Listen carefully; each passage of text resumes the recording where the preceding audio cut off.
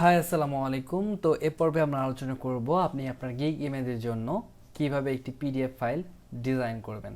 তো আপনি একটা গিগ পাবলিশ করার পর আপনি সেখানে তিনটা অপশন পাবেন। সেটি হচ্ছে আপনি চাইলে আপনার গিগে একটা ভিডিও অ্যাড করতে পারেন, আপনি চাইলে আপনার গিগে তিনটা ইমেজ ইউজ করতে পারেন, এবং আপনি চাইলে আপনি আপনার গিগে একটি পিডিএফ ফাইল অ্যাড করতে পারেন। তো এর মধ্যে সব থেকে ইম্পর্টেন্ট যেগুলো সেগুলো হচ্ছে ইমেজ অ্যাড করা, এবং ইমেজের পর পরে যেটা স্থান সেটি হচ্ছে পিডিএফ। ঠিক আছে, ফাইবার যদিও বলে যে ভিডিওটার গুরুত্ব খুব, ভিডিওটা দিলে 20% সেল বেড়ে যাবে বা এটা সেটা, বাট এটা আমি বিশ্বাস করি না। কারণ ফাইবার যদিও বলে, বাট সত্যতার দিক থেকে আমি আজকে পর্যন্ত এমন কোনো গিগ দেখিনি যেগুলোতে ভিডিও দেওয়া আছে এবং সেগুলো র্যাঙ্ক করেছে ভালো পর্যায়ে। এবং আমি নিজেও অনেকগুলো গিগ আমি এভাবে দিয়েছিলাম ভিডিও অ্যাড করে, বাট কোনো গিগে আমার র্যাঙ্ক করেনি। সো আমি আমার নিজের এক্সপিরিয়েন্স থেকে বলছি যে আপনারা গিগের মধ্যে ভিডিও দেওয়া বন্ধ করে দিবেন বা ভিডিও দিবেন না, বাট আপনারা পিডিএফ ফাইল দিবেন। কারণ পিডিএফ ফাইল দিলে আপনাদের গিগ কিন্তু অনেক ভালো একটা রেসপন্স করবে আপনার গিগ র্যাঙ্ক করার জন্য। ঠিক আছে, সো আমরা কিভাবে একটি পিডিএফ ফাইল বানাবো সেটার বিষয় নিয়ে আজকে ভিডিওটি। তো পিডিএফ ফাইল বানানোর জন্য আমাদেরকে ফটোশপের ব্যবহার জানতে হবে, ফটোশপ আমাদেরকে ইউজ করতে হবে। তো আমরা ফটোশপে সরাসরি পিডিএফ ফাইল আকারে কোনো কিছু সেভ করতে পারবো না, এই জন্য আমাকে একটা ইমেজ সেভ করতে হবে। প্রথমে ফটোশপ দিয়ে একটা ইমেজ বানাতে হবে এবং সেই ইমেজকে আমরা পরবর্তীতে পিডিএফ ফাইল আকারে কনভার্ট করব। তো এটার জন্য প্রথমে আমাদেরকে একটা ইমেজ ডিজাইন করতে হবে। সো ইমেজ ডিজাইনের জন্য আমি এখান থেকে ফাইল থেকে নিউয়ে যাব।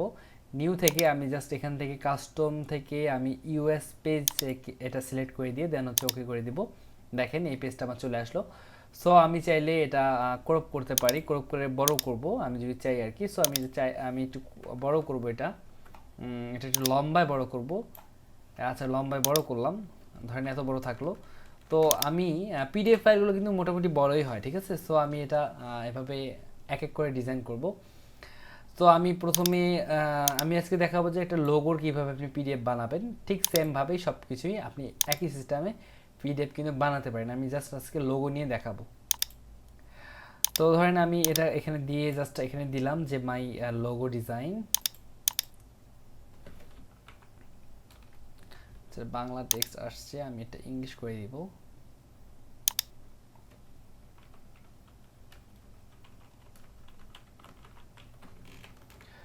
ধরেন এটা আমি ইংলিশ করে দিচ্ছি, যে কোনো একটা ফন্ট নিব, ভালো দেখে একটা ফন্ট নিব।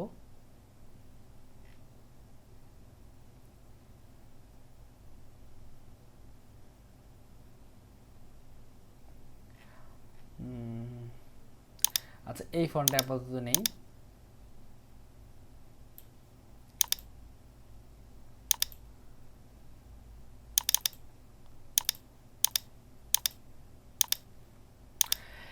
আপনি আপনার সার্ভিসের নাম আগে দিবেন, দেওয়ার পরে হচ্ছে এইখানে এইখানে আপনার যতগুলো ধরেন আপনার লোগো তৈরি করা আছে এ যাব, তো আপনি আপনার পোর্টফোলিও, এক কথায় এটা হচ্ছে আপনার লাইভ পোর্টফোলিও একটা। ঠিক আছে, তো আমি যেহেতু আমার কাছে এখন লোগো আমার কাছে নেই, সো আমি জাস্ট গুগল থেকেই সব লোগোগুলো বসিয়ে দিব। আপনি এগুলো কিন্তু কখনোই দিবেন, আমি বারবার করে বলে দিচ্ছি, আপনি কারো কপিরাইট কোনো কিছু ইউজ করতে পারবেন না। জাস্ট আমি শুধুমাত্র দেখানোর ক্ষেত্রে আমি এগুলো ইউজ করছি। ঠিক আছে, বাট আপনারা এগুলো কিন্তু করতে যাবেন না, আপনারা আপনাদের নিজের তৈরি ইমেজ ইউজ করবেন।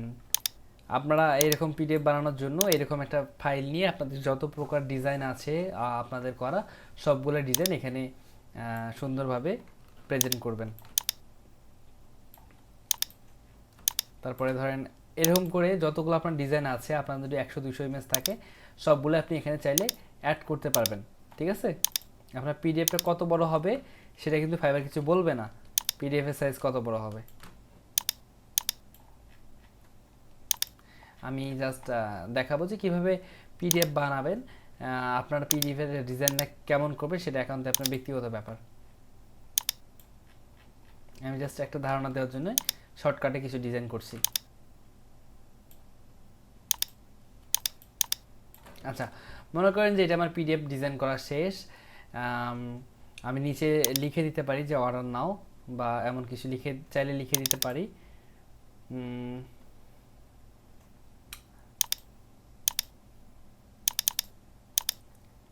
আচ্ছা, এখানে আমি একটা অর্ডার নাম বাটন অ্যাড করে দিই।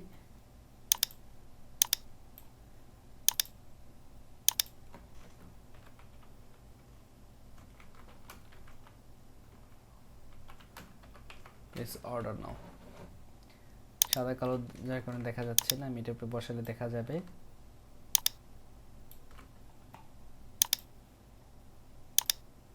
আচ্ছা, এই যে এই অর্ডার নাও বাটনটা আমি এখানে দিচ্ছি।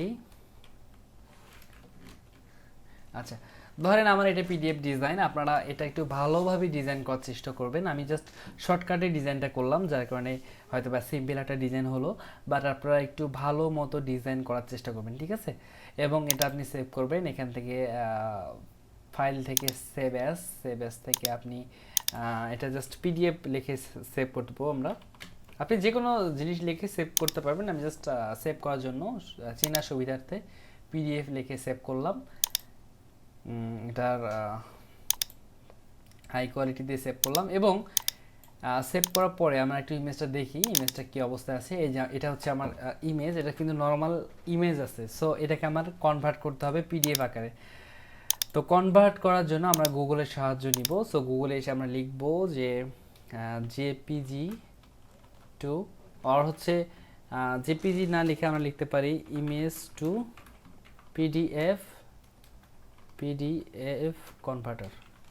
কনভার্টার লিখে সার্চ করবেন, অসংখ্য সাইট পাবেন আপনি ইমেজ থেকে পিডিএফ তৈরি করা।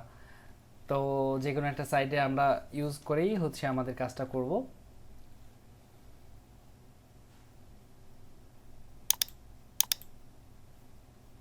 স্যার নেট কি স্লো হয়ে গেছে?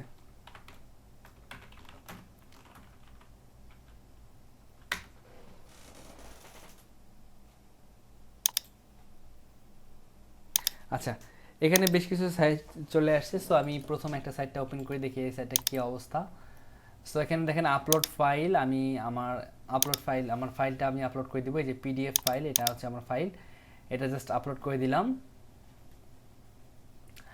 আচ্ছা, এটা আপলোড হয়েছে, এটা হচ্ছে, আচ্ছা কমেন্টে ক্লিক করলাম, দেখেন এই যে আমার কিন্তু এটা পিডিএফ ফাইল আকারে আমার সেভ হয়ে গেলো। দেখেন এটা কিন্তু আমার এখন পুরোপুরি পিডিএফ ফাইল আকারে সেভ হয়ে গেছে, ঠিক আছে?